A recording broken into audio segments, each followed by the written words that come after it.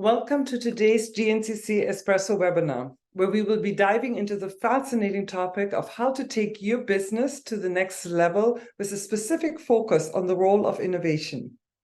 We'll explore how embracing change as an opportunity rather than a threat can propel your organization forward as we navigate the fast-paced and ever-changing world where innovation is the cornerstone of success. Our goal today is to unlock the potential within your organization.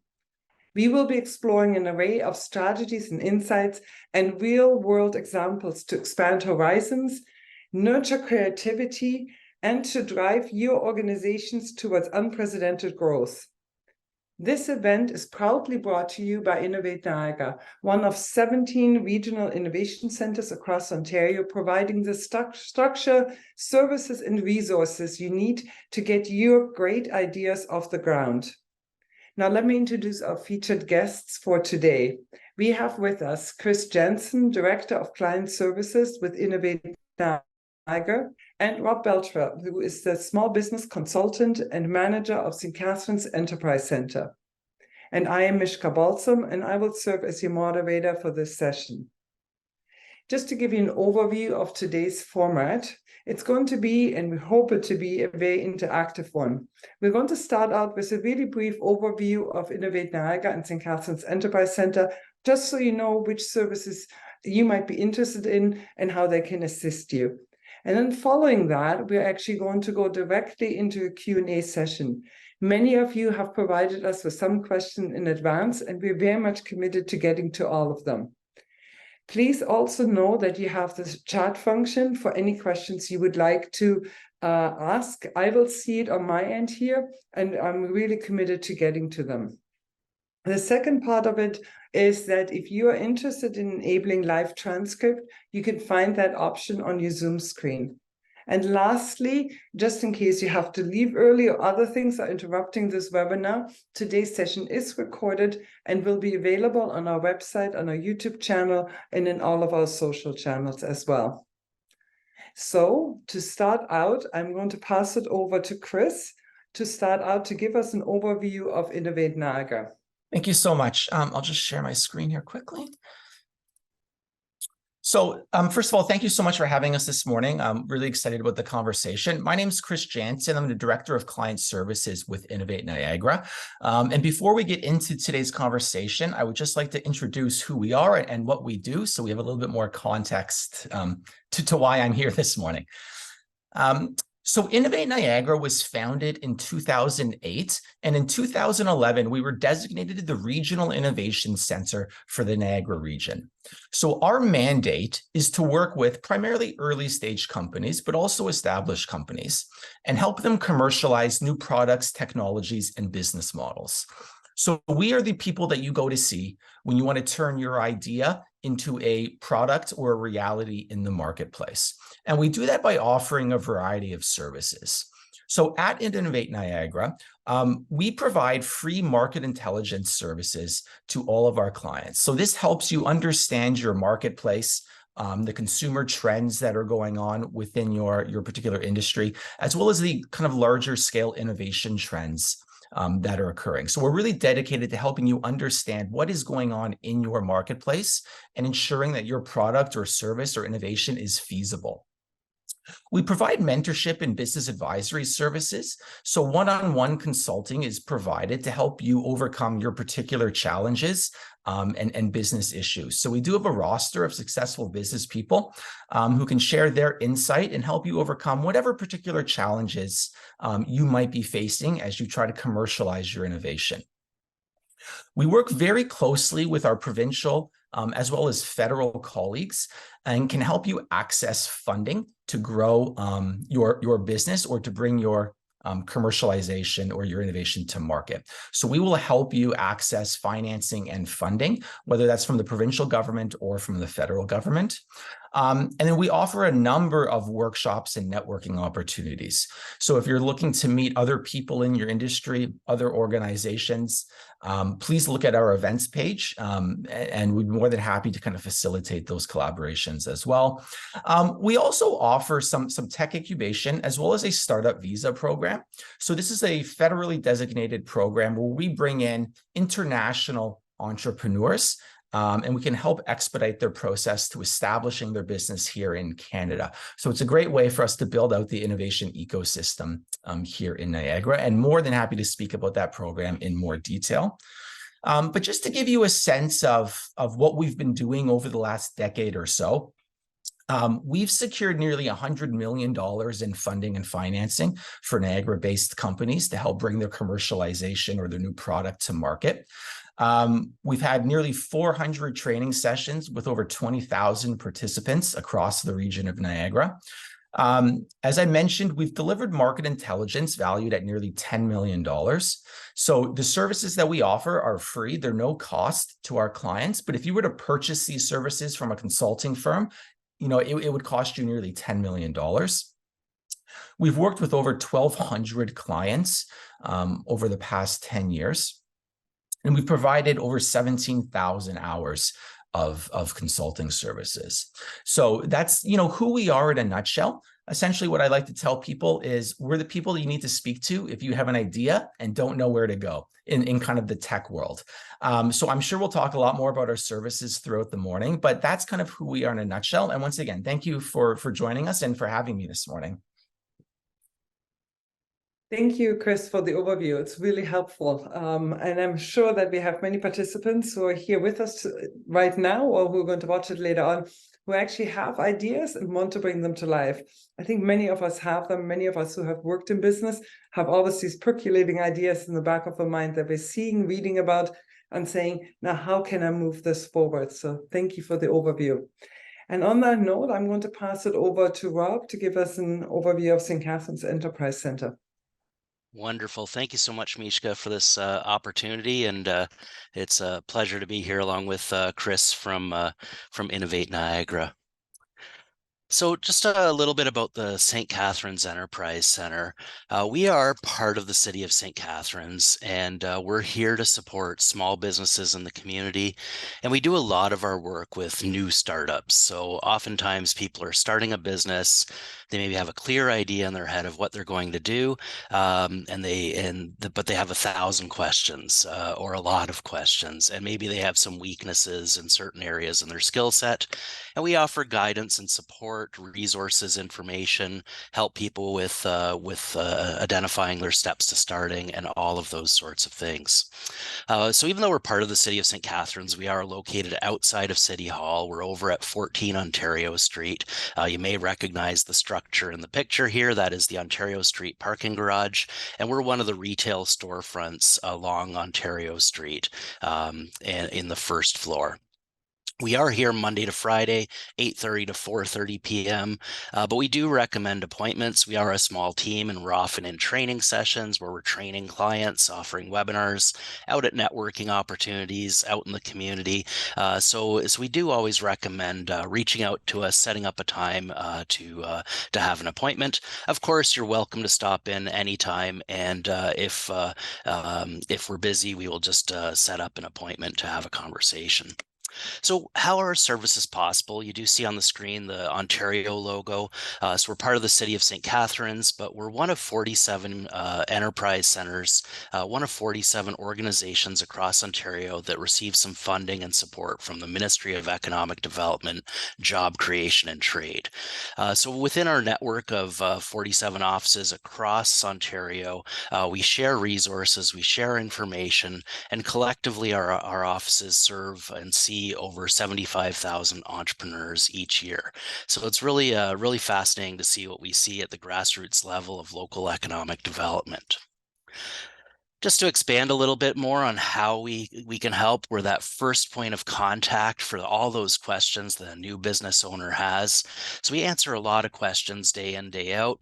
Sometimes we have the answers, other times we are introducing and directing people to other organizations and other professionals within the local entrepreneurial ecosystem. And I like that word that Chris used to describe what we are.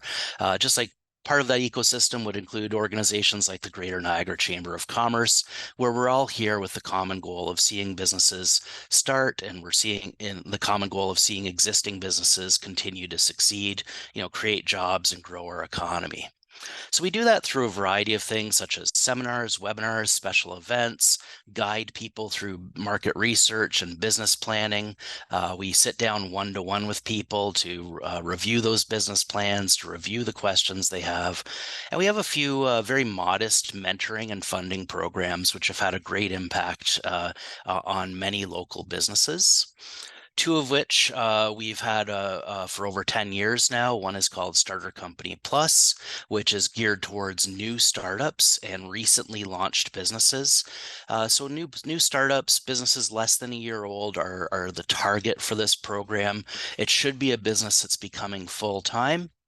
And the program includes some business training, some mentoring, and a grant of up to $5,000, which helps to complement other funding that the business might have already. A lot of people are attracted to that program because of the grant and the opportunity to receive $5,000. But on exit interviews with people leaving the program, they often reflect that saying, hey, meeting other entrepreneurs, the educational opportunities and the mentoring really helped me set the direction for my company, which turned out to be more valuable. Another program which we've had for a number of years here at the St. Catharines Enterprise Center is a program called Summer Company. And the idea of this program is to target students ages 15 to 29. So high school students, post-secondary students can apply for this program. Applications open in January each year. And by May, we've selected students to participate in the program.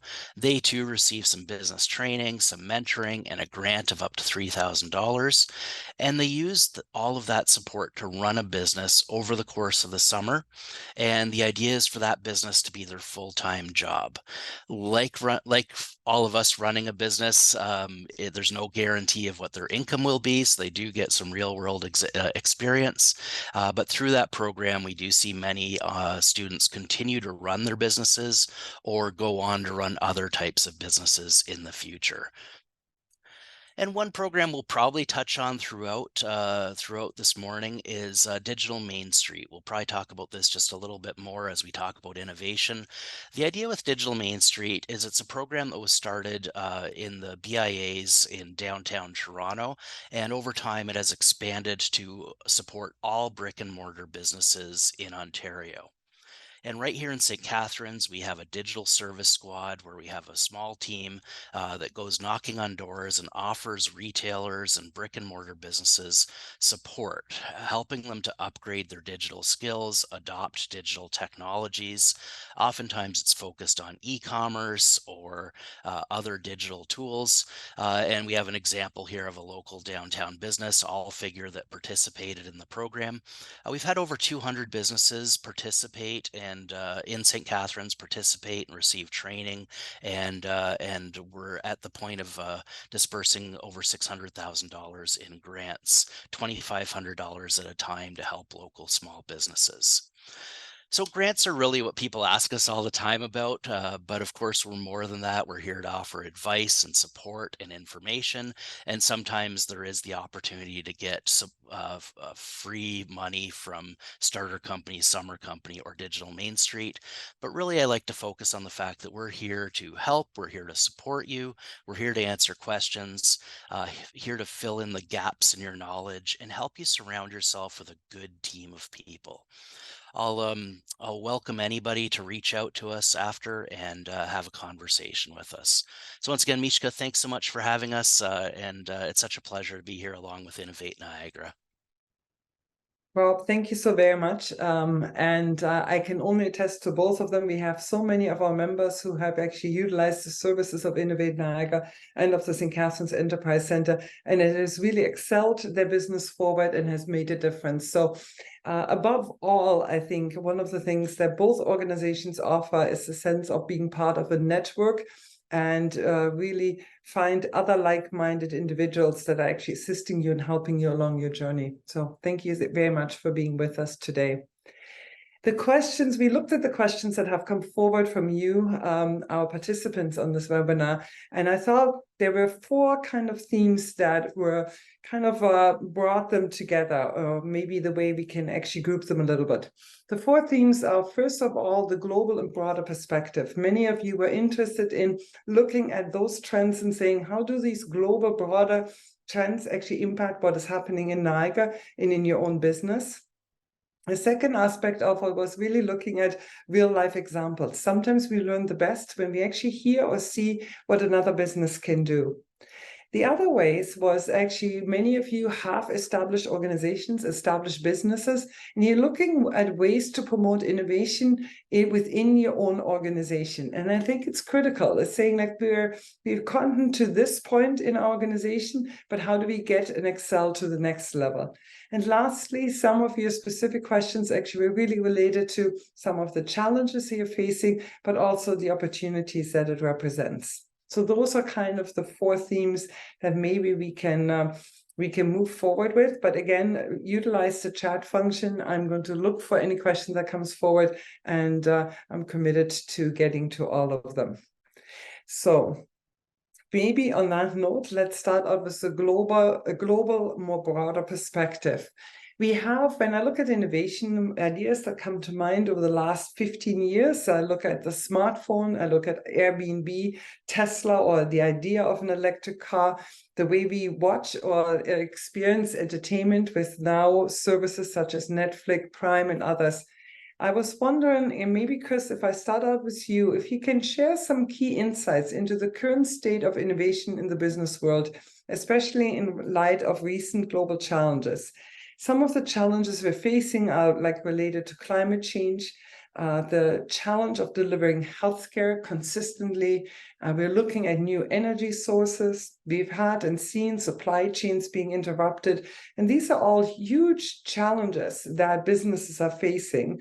And all those challenges sometimes allow us to rise and be innovative.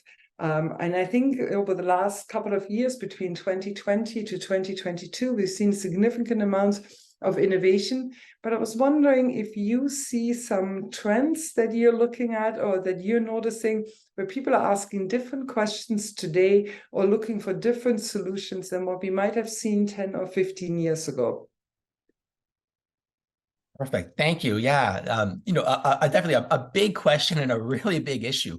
But before we kind of jump into the global trends, I just want to define what we mean by innovation, because I think this is actually really, really important, right? So when we talk about innovation, what are we actually referring to, right? So a lot of people think, well, it's developing new technologies, right? It's the next smartphone. It's the next great kind of technology to address climate change. And it is those things. But it's also about how businesses operate and how businesses deliver value to their customers, right? So you mentioned things like Uber and Airbnb, right? These are very, very innovative companies that are using existing technologies, existing platforms, but radically change how they interact with the larger marketplace, right? They're really business model innovations. So when we talk about innovation, we can't just talk about the technology component, although it's important.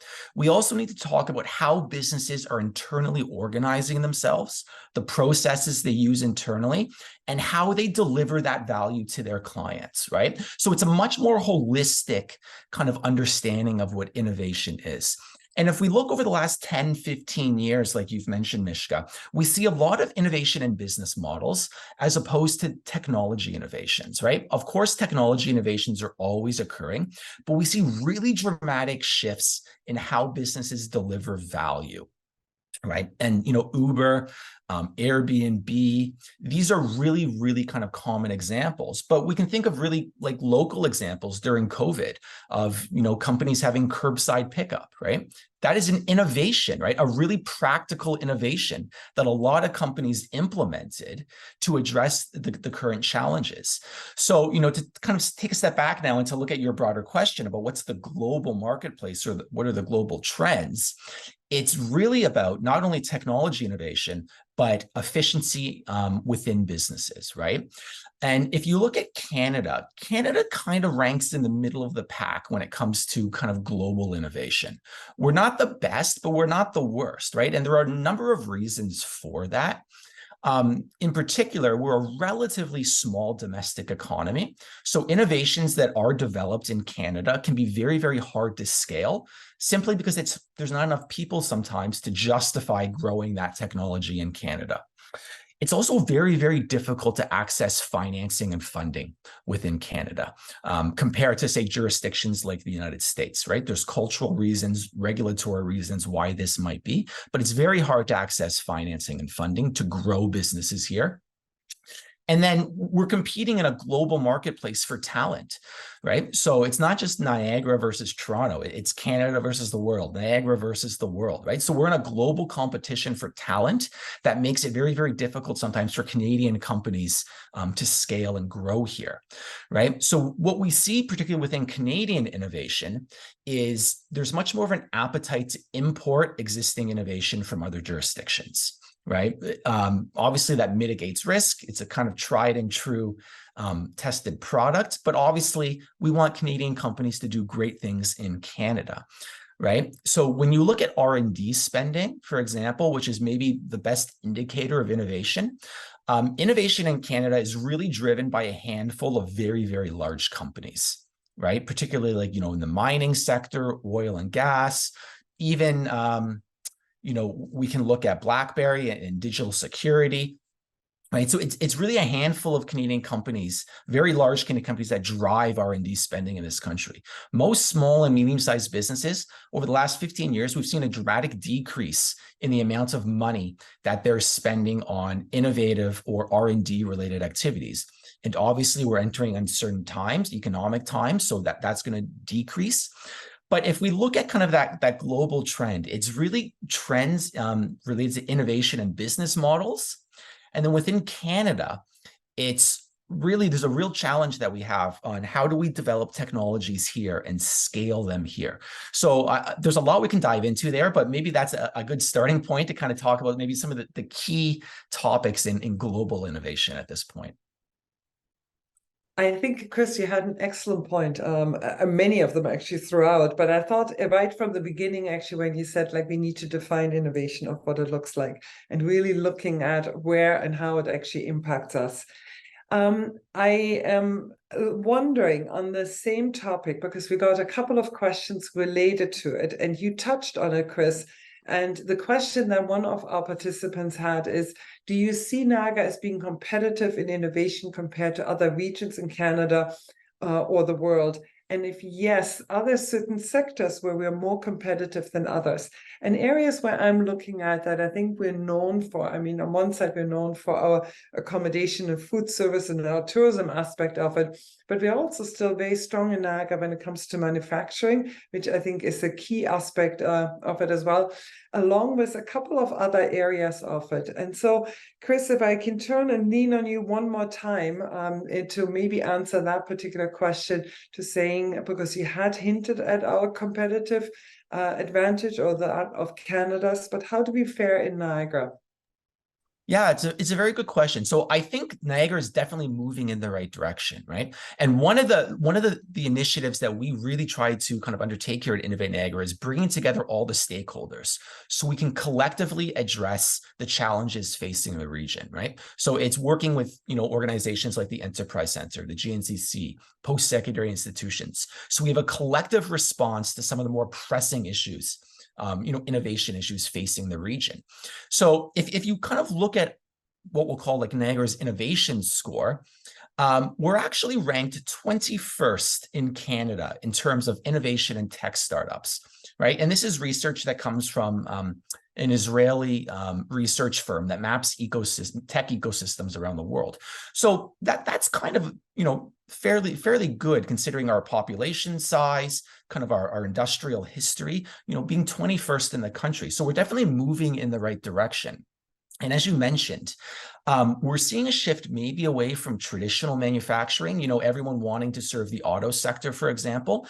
And we have a lot of really innovative companies, in the manufacturing sector, who are, engaged in what we call kind of blue ocean, strategies, finding brand new markets that they can service and sell their products into, right? So we have kind of traditional auto manufacturers pivoting and developing new products and services for the horticultural sector, for example, or for the cannabis sector, for example. And we're seeing a lot of innovation come about as a result of these traditional manufacturers identifying new markets and developing new machinery, processes, and services for these markets, right? So we do see Niagara as a highly competitive place. Obviously, we have our challenges, right? It's, we're not Kitchener or Waterloo yet, but we're definitely moving in the right direction.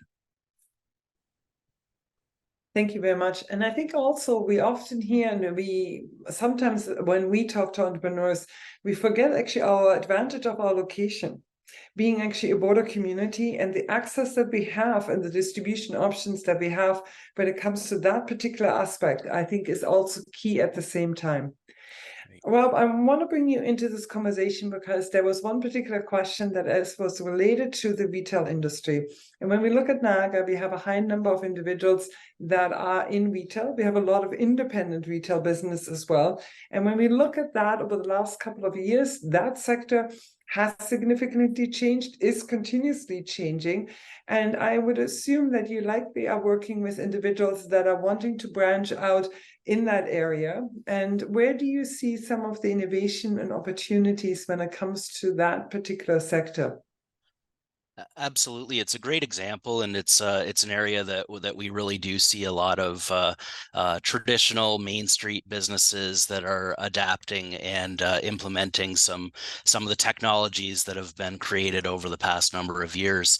And one of the things that retailers that we are talking with are really starting to embrace and have really embraced more and more, especially over COVID, is the whole idea of omni-channel. And so it's not just e-commerce, it's not just in-store, but it's meeting your customers where they are. And I really think that's a way, to Chris's earlier point about innovation is sometimes about how do you create value?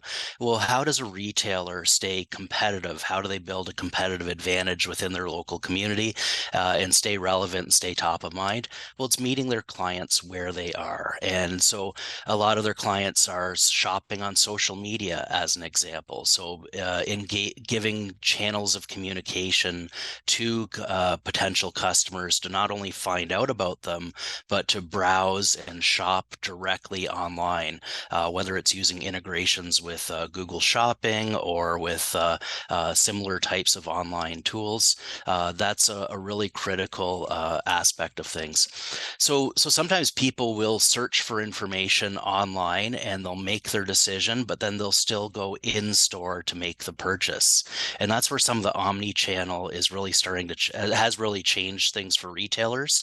And I really encourage retailers who might be on this call, if they haven't adopted some of these technologies, we do have a digital service squad which can help support and coach people through adapting and getting online with it. So I think that's one really prominent example that comes to mind, Mishka, around the retailers. We also saw it with restaurants, of course, too. It was mentioned about curbside pickup during COVID.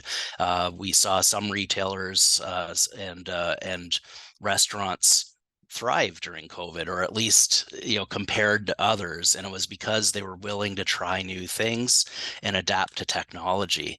And I think that's one of the things I really liked about what Chris was saying about driving value too, is sometimes we get lost in thinking about AI and blockchain and augmented reality and machine learning and all those big things. But sometimes it's really just about putting yourself in your customer's shoes and thinking about what little things can I do to innovate within my business to meet my clients' needs and keep my business relevant.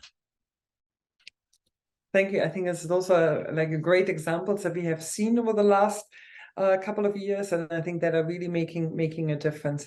One of the things that companies, big and small, are more and more committed to is actually commitment either to ESG, environmental, social, and governance models, or to EDI, and the sense of having a community of employees and also customers that belong to that company, that see themselves reflected in it. And we hear it more, see it more, see that commitment more than what we've ever seen, I think, in beforehand, which I think is great to see.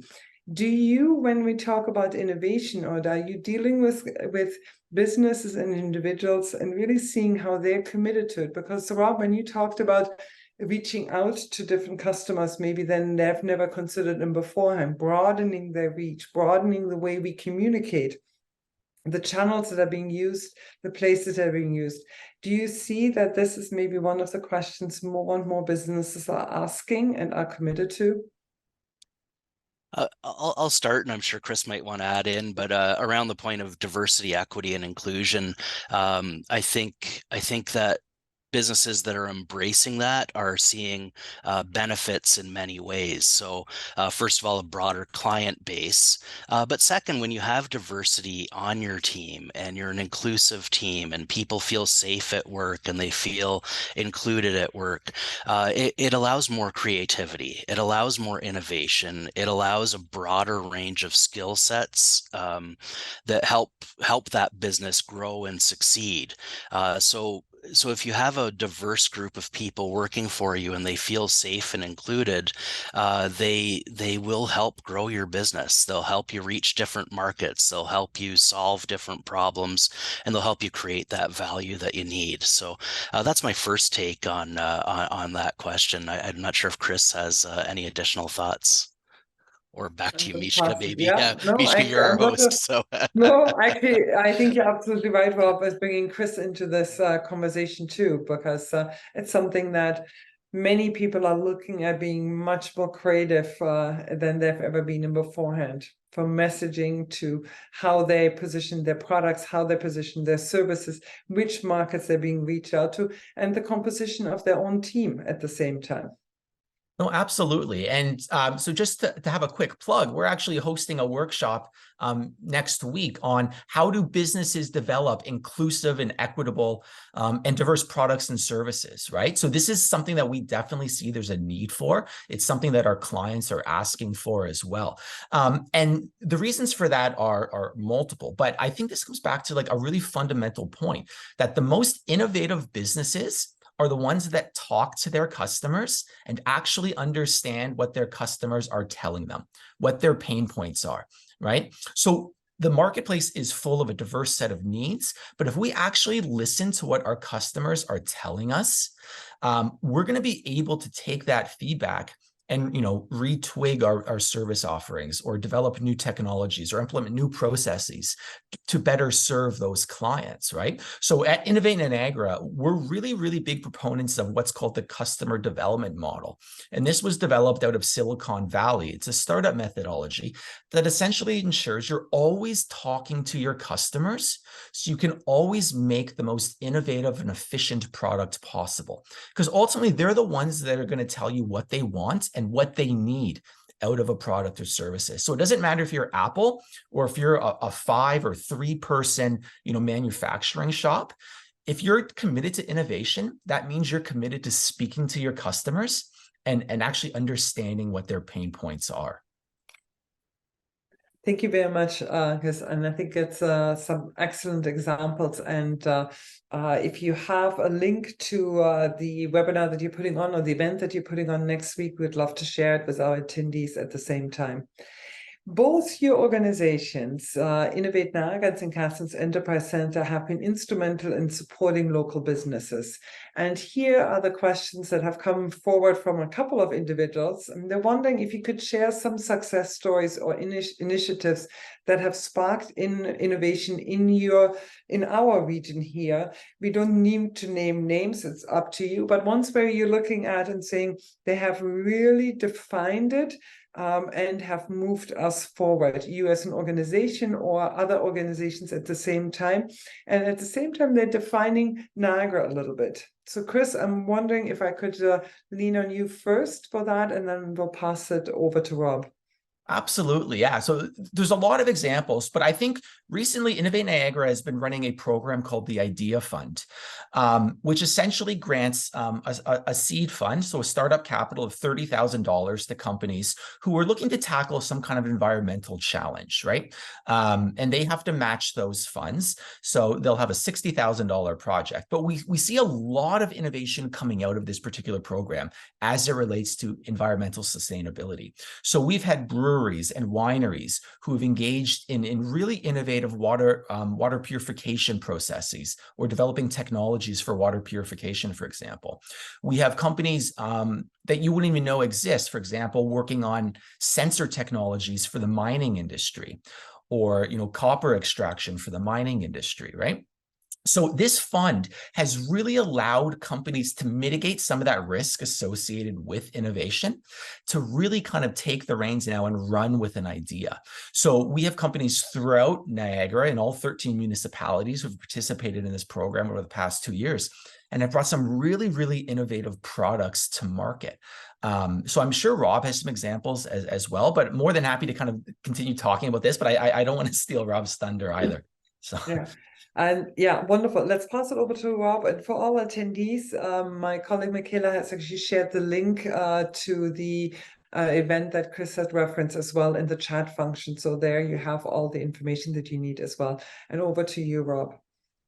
Perfect. Well, one of the first ones that came to my mind is some local food manufacturers who have really embraced food traceability as an example. So safety within our food chain, and being able to trace products all the way from the very start of sourcing the inventory straight through to which shelves are those products on in which stores. And this isn't unique to Niagara, but I just think it's an important area of innovation that more and more smaller manufacturers have embraced. And also, we're seeing that with in retail. We're seeing as businesses move to omni-channel, where some of them have a storefront and they're contributing to the local economy and contributing to the main street interest and diversification of that main street, but they're actually doing more sales through online, or a significant number of sales through online. And sometimes the storefront is just a small a piece of the puzzle, and they have a big warehouse somewhere else because their shipping operation has grown so much. So sometimes again, it's those simple adjusting. And I agree with Chris's point. I love that he's talking about putting yourself in your client's shoes and understanding their pain points and their frustrations, and always involving them. I think if there's one message we can share with small businesses or business in general on how to be innovative, it's look at it from your customer's point of view, understand their needs, understand their pain points, and how do you meet your customers and join them in the channels where they're looking for information. Something we talk about a lot at both of our offices between Innovate Niagara and the St. Catharines Enterprise Center.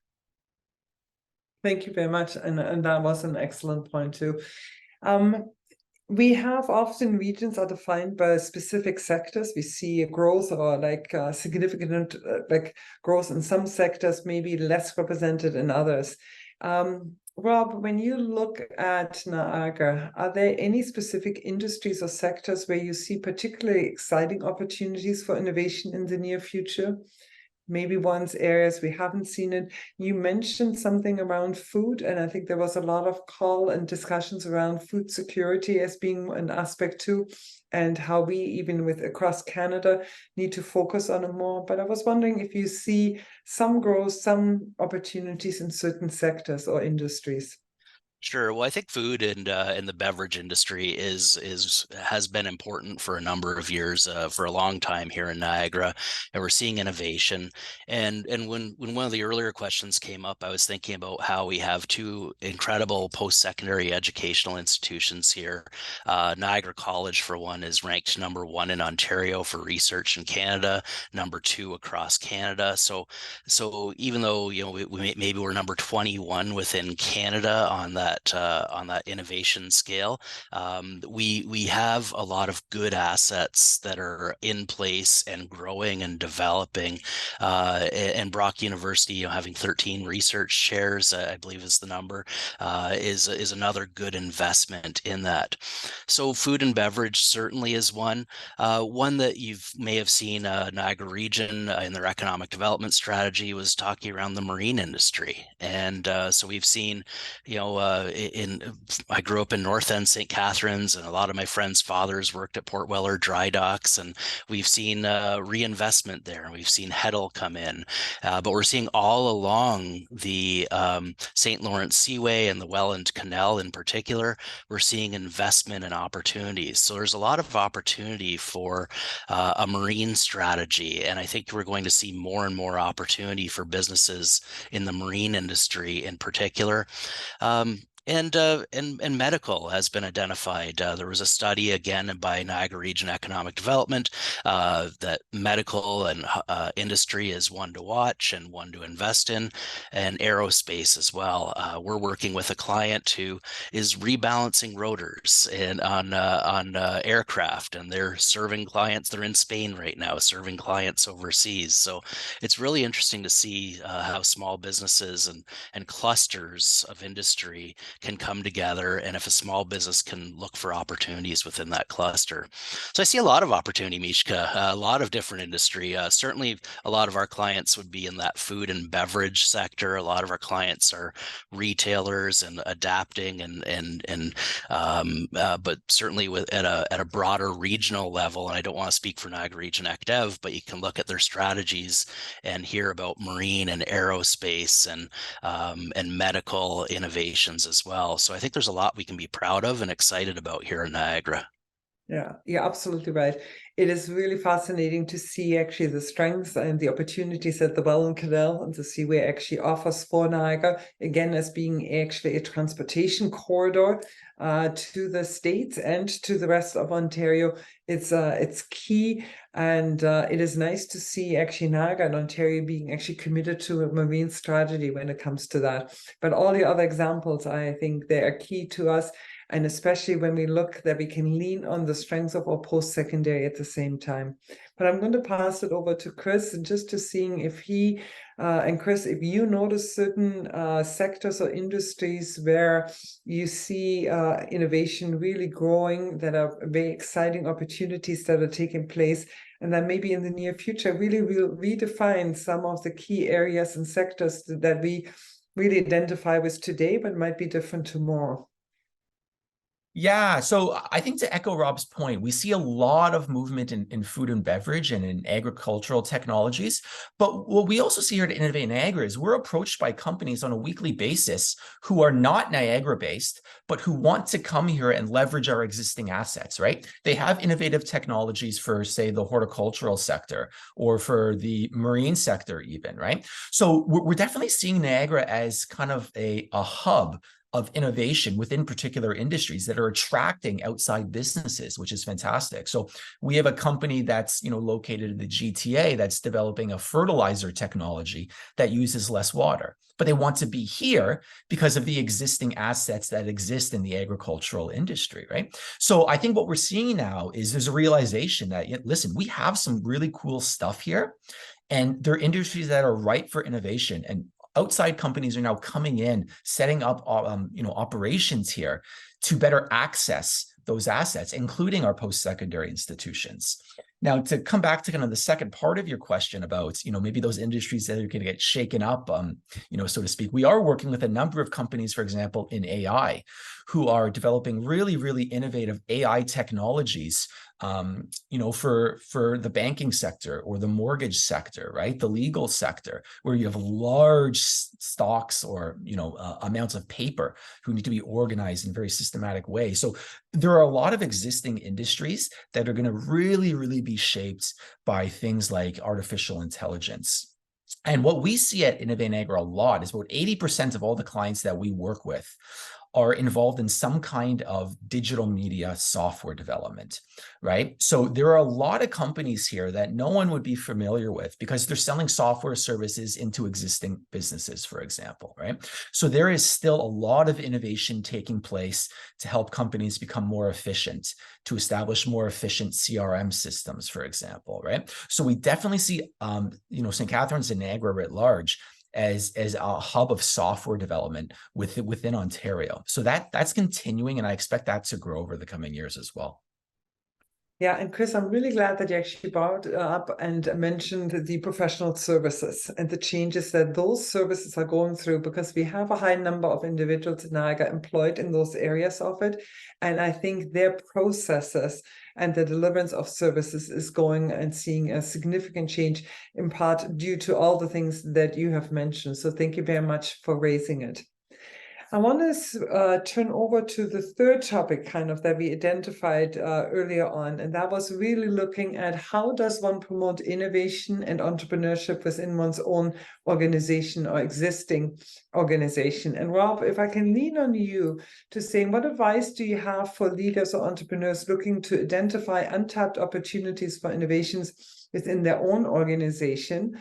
And how do they create that innovative spirit actually among their team? That's a great question. I'm glad you asked it. I really feel that it's important to accept and encourage a term called intrapreneurship. So allowing your employees to be entrepreneurial within your company. And it's not just a matter of saying, hey, team, we need to innovate. We need to figure out a solution to this problem. You have to commit to a process. And that process should really be about creating the right environment and culture. So it might seem a little strange that I'm talking about process when I'm mentioning innovation, right? When that's the subject. But a lot of people think of innovation as creativity, and that's the first part of it. But you have to have a process to allow that creativity to flourish and to be implemented and tested, allow ideas to be tried, accept that there will be some failures. There's examples throughout corporate history of innovations that have failed by big businesses and small businesses, of course, too. So perhaps it's borrowing from ideas like some really huge, wildly successful companies like Google or 3M, who allow their employees time to work on passion projects. Now, I know a small business owner here might say, oh, I don't have the budget of Google or 3M, and I can't allow my employees to spend a day a week innovating or working on whatever it is they're interested in. But I think you can take the spirit of that, and you can allow a little bit of time each week or each month for your employees to have some white space in their calendar, and for them to be problem solving, and for them to be thinking about ways that they can serve clients better, or ways that they can implement technology within the organization. So part of the process, and I don't want to go on too long, but because I do have a lot of thoughts on this, but part of the process is encouraging ideation and encouraging teamwork within an organization and allowing collaboration between departments. So as businesses grow and you're getting, over 10 employees, you might have different departments, and you might have an office staff and a field staff. Well, they need to come together to talk about the common problems that they're seeing that the clients are facing. And that's where, again, it comes back to always talking to your customers, always talking to your clients, understanding their pain points. But in terms of the process, it really comes down to just allowing some time for ideation, allowing some time for exploring those ideas, for testing ideas. Part of the ideation process is having assumptions and going out and testing those assumptions in some way and accepting that some of those ideas might not succeed. And I think it's one final point is allowing your employees to feel safe and empowered to try different things. Maybe you have to put some parameters around that and some financial safeguards and allocate a certain amount of time. But I think your employees have to feel safe to bring ideas forward, to know that they'll be considered, to know that the team can discuss them and it can be open and transparent, and celebrate successes and attempts and failures. So I think it's all about just thinking about that culture. And one last point, and then I'll stop, is just constantly researching. So not just researching who your customers are and their pain points and their challenges and problems, but keeping an eye on the competition, being involved in your industry, and allowing all of those things to happen, and allowing time for people to think and to be creative and innovative will allow ideas to rise up through the top. Rob, I think you summarized it so well in what can make a difference actually in the culture of an organization, because so often we're caught in working in the business, running from one fire to the next fire. And at the same time, we have and hear from so many employers right now being short-staffed. So the stress points are even higher than what we have seen in the past, when we maybe had the opportunity to allow for that creativity to take place, for that innovation to take place. But you really spoke well about the importance of creating that aspect of it. Chris, one of the questions related to the same topic, again, is how do we create and promote innovation and entrepreneurship within our own organization? One of the participants had asked, what role does digital transformation play in fostering innovation? How can we leverage, or can businesses leverage that in some ways to also foster that? And I think it was a really good question, because you're the expert in it, and I thought I'll pass it on to you. No, thank you. And I know throughout the conversation this morning, Rob has been mentioning the Digital Main Street program, which is absolutely crucial in helping, those Main Street businesses adopt new digital technologies to increase their customer base. But, to kind of piggyback off what Rob was saying and to address your question, I think the first thing that small business owners, or even large business owners, need to understand, or they need to not be afraid of technology, right? There is a really big fear of adopting new technology into businesses, right? There's this mindset, we've always done something a certain way, let's keep doing that, right? I was reading some statistics the other day that 41% of Canadian small businesses don't have a web presence, right? Which is either like a Facebook page or a website, right? So, in 2023, nearly half of Canadian small businesses have not even adopted the most basic kind of marketing technology to let people know that they exist. So, we can't expect to be a nation of innovators if we're not even adopting the most basic technologies. So I would say open your hearts and your minds to adopting new technologies, implementing kind of process efficiencies within businesses. And then I would also, encourage small businesses to contact, organizations like the Enterprise Center and like Innovate Niagara, because there are a lot of government support programs out there that can provide financial assistance or training assistance to help companies adopt new technologies into their businesses, right? So whether that's a food and beverage manufacturer who wants to upgrade equipment, or it's a Main Street business who is looking to redo their website, there is a lot of government support out there to help with the digital transformation, right? It's recognized at both the federal and the provincial level that this is one of the most significant issues facing Canadian small businesses. And I understand it can be very overwhelming. Well, where do I go for help, right? So please contact Innovate Niagara or contact the Enterprise Center. Our job is to also help you navigate these programs that are out there to, support digital transformation. So there is a lot of money and a lot of support available if you just ask.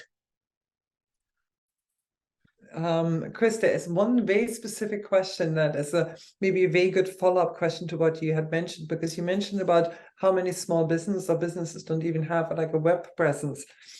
There's a few businesses that we have been speaking to that actually are moving away from having a web presence and just saying my presence and everything is taking place on social, in any of the existing social channels. Do you see that transitioning? Is this a trend for some businesses that is growing at the same time? So where they're saying, I need less the website that most businesses still have or use, and I'm utilizing Facebook, X, Instagram, LinkedIn as my vehicle for my services? No, absolutely. It's a really good question, actually. And, especially amongst younger generations who use, for example, Instagram very much like I would use Google, right? That's where they go to search for new products and services, right? But I'm still a very, very big believer in having a web presence, whether that's a formal website or whether it's having a Facebook business page, because over 90% of all web searches are still done using Google. So you want to make sure that your business can be found using the world's most popular search platform, right? And whether that's just a one-page website or a one-page Facebook kind of business page, that's all you really need, but you have to be there, right? And then depending on what your market is, then we can talk about how you branch off into Instagram or LinkedIn or these other platforms, right? But it raises a good point that we've been talking about, which is you have to have a customer-centric approach, because your customers, right, are not always going to be in the same place, right? Some of them might be on Instagram, some might be on other platforms, and you need different mechanisms and strategies to engage them on those platforms. But the very simple answer to your question is yes, have a website. Yes, you need a Facebook business page. Those are just like absolute bare minimum requirements for people to find you. Right? Excellent. Thank you very much. And our last topic, because we only have about like 6 minutes left, was common challenges and maybe opportunities. And Rob, what are some of the common challenges or roadblocks that businesses face when trying to innovate, and how can they overcome it? Well, I think part of the reason why we see so many businesses that don't have a web presence is fear and lack of knowledge and feeling overwhelmed and intimidated. That's one a broad category for some of the roadblocks. Time, fear of investing time, fear of investing money. So a lot of it does come down to entrepreneurs just having those internal barriers. Now, of course, as Chris noted earlier, access to capital is a challenge in Canada. So that is sometimes for brand new startups, it is challenging to get out of the gate and have enough capital to grow early on. But there are supports for getting online, like Digital Main Street and other programs. As we are talking about training, there's through a lot of workforce initiatives, there's opportunities to reskill and upgrade your employees' skill set. And I think one of the things is to overcome those challenges is to invest in your people and to invest time. But yeah, I think to me, when I see barriers, it's often internal barriers around time, money, expertise, and fear. And then, of course, sometimes there's political or economic or technology issues that get in the way too. That makes full sense. Rob, I'll turn to you and then back to you, Chris. But the importance, we started out this webinar by talking about the importance of having a network of support. And can you discuss the importance of collaboration and partnerships and fostering innovation? Because when I look at our organization, when I look at the businesses that I've run in the past, and the business actually that I was raised in, it was all based on partnerships and collaboration, both within the business ecosystem and also beyond. But can you speak to that importance in being a really key aspect of ensuring someone's success? Absolutely. So to me, it's probably the second most important aspect of your business. Number one is understanding who your customers are and how you can serve them. But a close second to me would be building your network and having a support system around you. So whether that's professional advisors, whether it's mentors, whether it's other business owners, we can't all be good at everything, right? And we can't know everything.